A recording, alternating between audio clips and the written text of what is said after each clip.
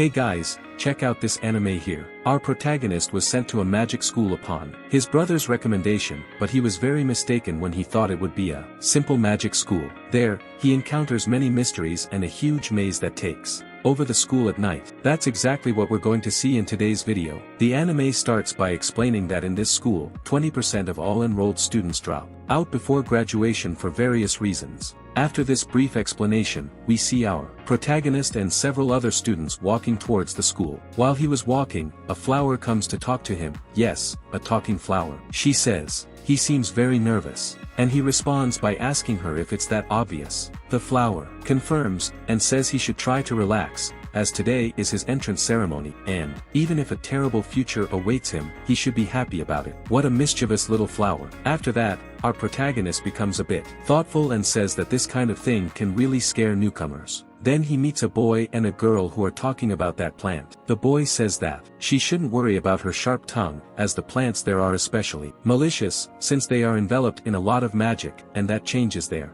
temperament. The girl relaxes, and says that even though she doesn't know much about magical plants, she particularly loves magical creatures of all kinds. And then, we see a blonde girl arguing with a nerd. She says he should watch where he's going instead of reading that book, as he almost stepped on the stem of Madam, that plant from earlier. And at that moment, a girl wearing samurai attire passes by them, catching everyone's attention, not only because of her clothes, but also because of her incredible beauty. And now, for some reason that we don't know yet, we're shown a scene that appears to be from the future, where Oliver, our protagonist, is fighting with that samurai, and he starts thinking that meeting her might be his destiny. Sometime later, they arrive at the school and immediately witness a parade of magical creatures, where several beasts and animals march for everyone. At some point, a dragon appears, and a boy asks Oliver what race it is. Oliver explains that it's a Fafnir, and adds that there's no other dragon with scales so bright and beautiful. The boy is impressed and says he knows his stuff. After that,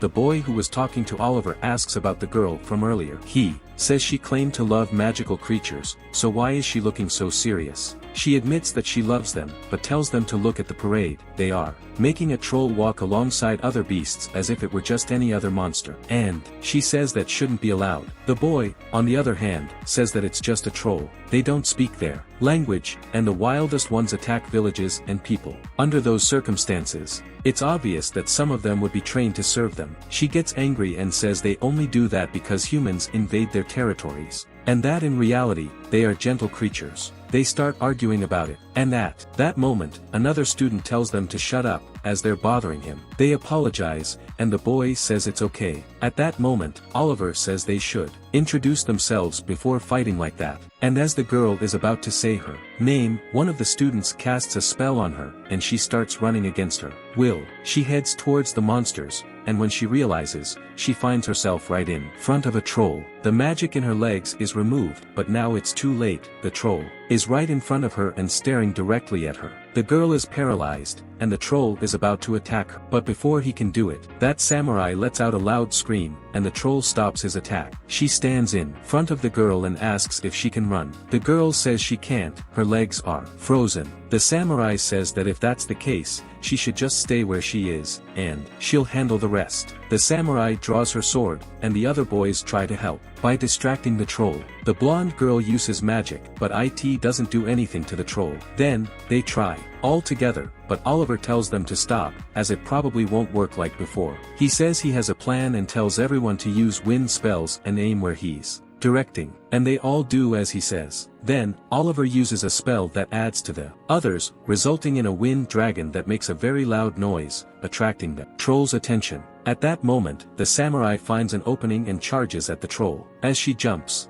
to attack, her hair turns white, and she finally lands a hit on the troll's head, knocking him out, and she saves the girl. After defeating him, her hands are trembling, and she starts complaining about how hard the troll's head was. There, she says it feels like she washed her hands with thunder. I wonder if she's ever done that to know the feeling, but oh well. Then the four of them arrive, and the samurai thanks them for their help. Thanks to the spell they cast, she finally hit the like button and subscribe to the channel. Gotcha, right? You all should subscribe too. Actually, thanks to the spell, she found an opening to clobber the giant troll. Sometime later, they arrive at the school and are at the admission ceremony. Oliver goes to talk to the samurai and is surprised that she had no plan when she stood in front of that troll. She says she just didn't see any alternatives, she had to save the girl. At that moment, Oliver remembers that her hair's color changed at that time, and he calls that ability, innocent color. It's kind of a transformation that facilitates the flow of magical particles, thus giving more power to those who use that ability. And, having said that, she must have great potential to be a mage. Now, it's announced that the ceremony will begin. The principal appears after a flash of light right in the middle of the room, introducing herself as Esmeralda, the school's principal. She starts apologizing for the troll incident and informs everyone that it has been recaptured and is under control. After that, she says that Kimberly Magic Academy will be the learning home where they will spend the next 7 years. And she says that the only things that matter in that school are 2 words, freedom and results. In other words, she says they should live and die the way they want. And she adds that it's not a metaphor, as 20% of all enrolled students don't graduate because they've been eliminated before the end of the course. She says that if anyone has any questions about what she just said, they should speak up immediately, and she will answer. At that moment, the silly samurai raises her hand and says she has a question. The principal tells her to ask, and so she does. But we can see that she doesn't really have a question. She advises the principal to make circular movements like you're seeing now,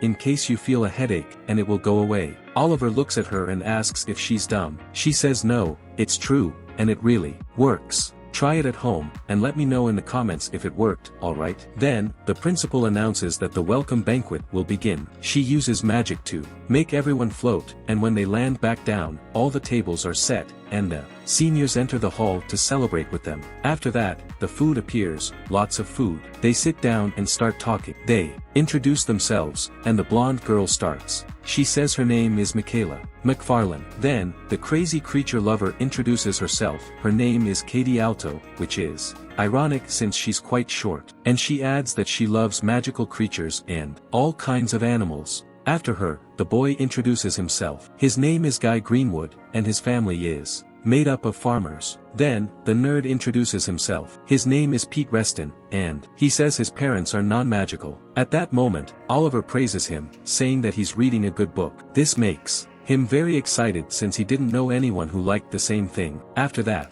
Oliver introduces himself. His name is Oliver Horn, and his family has had mages since his grandfather's time, and currently, he's living with some relatives. He says he has primos that consider as brothers, and they already studied at Kimberly, and he wants to follow their steps. Michaela talks to him that the way he made that dragon voice was incredible, and Oliver says that altering spells and using them in other ways is what he does best. And finally the samurai introduces herself. She says she was born in a family of samurais in the east, and her name is Nanao Hibiya. She says her arrival to the school was weird. She tells that she was about to go to base in a war, when suddenly, a wizard named McFarlane saved her and invited her to the school. The blonde girl says that since this guy has the same surname as her, probably is from her father that Nanao is talking about. She just finds it strange that he went to Asia. After everyone introduced themselves, they start eating to celebrate the entrance of everyone in the Magic Academy. Some don't know how to cut or serve the plates, so